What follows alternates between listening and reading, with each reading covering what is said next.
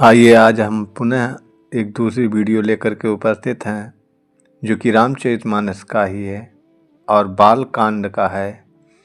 यह बाल कांड का चौथे दोहे का दूसरी चौपाई है।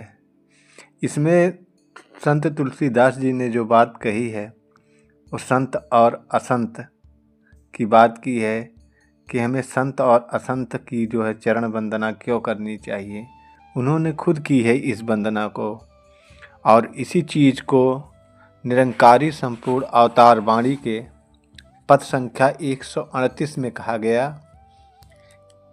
संतों का महत्व बताते हुए कि संत के संग से जीवन खेती में होती हरियाली है, साधु संग से मिटे गरीबी आ जाती खुशहाली है। यहाँ पे शहंशाह बाबा अवतार सिंह जी महाराज कह रहे हैं कि संतों के संग में होने से क्या हमारे फायदे होते हैं, ये क्या करते हैं, ये हमें खुशहाली देते हैं और इससे जो हमारी गरीबी होती है, जो हमारे पूरी ज़िंदगी का रोना रोना रहता है, ये सभी समाप्त हो जाते हैं। क्योंकि जब संतों की बात आई तो हमेशा संत को ही प्राथमिकता दिया गया है और इसी को लेकर के रामचरितमानस में यह संदेश दिया गया कि हमें संत और असंत दोनों की पूजा करनी चाहिए। क्योंकि संत जो होते हैं वो हमें प्यार मान सम्मान देते हैं और जो संत नहीं होते हैं, जो आम लोग होते हैं, वे हमें दुख दे करके दुख सहने की क्षमता प्रदान करते हैं। ये कहते हैं कि दोनों ही दुख देने वाले हैं, चाहे संत हो चाहे असंत हो। लेकिन संतों की जो विशेषता बताई गई कि उसमें बताया गया कि दोनों में कुछ अंतर होते हैं। वह अंतर यहाँ पे तुलसीदास जी बताना चाह रहे हैं कि संत जो होते हैं वो जब बिछुड़ते हैं, जब वो हमारे बीच नहीं रहते हैं, तो जान लीजिए कि प्राण एक तरह से हर लेते हैं, निष्प्राण हो जाते हैं संत। एक संत दूसरे संत से जब मिलता है तो जो प्रसन्नता होती है, जो आनंद मिलता है, वह आनंद पूरा क्षीण हो जाता है, नष्ट हो जाता है। और कहते हैं कि जब संत जाने लगते हैं तो जो संतों की विशेषता है कि वो, अब जान लीजिए आपकी पूरा दुख क्या है कि प्राण ही समाप्त हो जाते हैं, निष्प्राण हो जाते हैं संत। ऐसा संतों से प्रेम को यहाँ बताया गया है।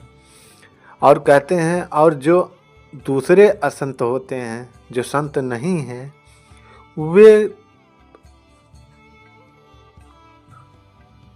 वे तो दुख देते ही हैं।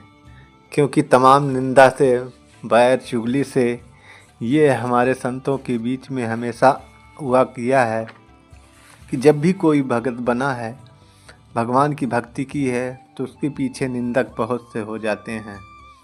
कहते हैं कि दोनों जगत में एक साथ पैदा होते हैं, ऐसा नहीं है कि वो अलग अलग पैदा होते हैं। संत भी यहीं पे होते हैं और जो नहीं संत हैं वो भी यहीं पे रहते हैं। और उनको बताया गया कि उनका गुण जो है एकदम अलग होता है। संत जो है ये कमल की भांति होता है। और जो यहाँ पे तुलसीदास जी ने कही कि जो संत नहीं है वह एक जोंक की तरह है कि वो जान लीजिए कि खून पूरा चूस लेते हैं। इस ढंग से उन्होंने तुलना की है। अब आप ही समझ लीजिए कि कैसा लगता होगा जब हम उनके साथ होते हैं। और बताए कि कमल का दर्शन और उसके स्पर्श से, उसकी सुंदरता से हमें सुख मिलता है। लेकिन जब जोग का शरीर होता है, उसको स्पर्श करते ही, जब वो हमारे शरीर को स्पर्श करती है तो रक्त चूसने का काम करती है। इसी तरह से और लोग होते हैं।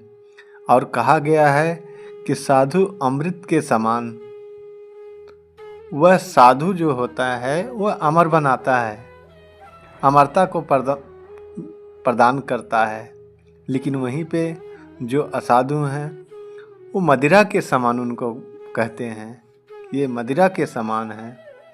यानी मोह और आलस्य और जड़ता उत्पन्न करने वाले, दुख उत्पन्न करने वाले, जीरो बनाने वाले, एक दूसरे को देख करके जलने वाले ऐसे लोग होते हैं।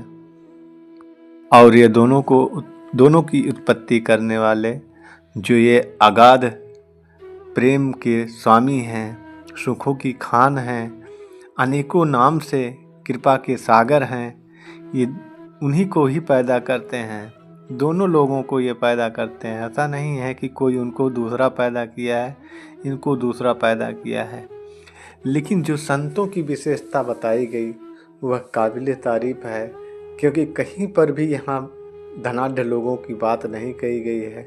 चाहे गरीब हो, चाहे अमीर हो, कोई भी हो, जिसने भी गुरु भक्ति की है उसका नाम आज इतिहास के पन्नों में दर्ज है। और वो ता जन्मों तक ऐसा ही चलता रहेगा कि उन्हें क्या करना है, कैसे पूजा करना है, कैसे भगवान को खुश करना है, वो सब जानते हैं। ऐसे ही भक्तिमय वीडियो पाने के लिए और मनुष्य जीवन का जो उद्देश्य है उसको प्राप्त करने के लिए हमारे चैनल को सब्सक्राइब, लाइक, शेयर, कमेंट ज़रूर करें, ताकि और लोगों का जीवन धन्य हो सके। धन्यवाद।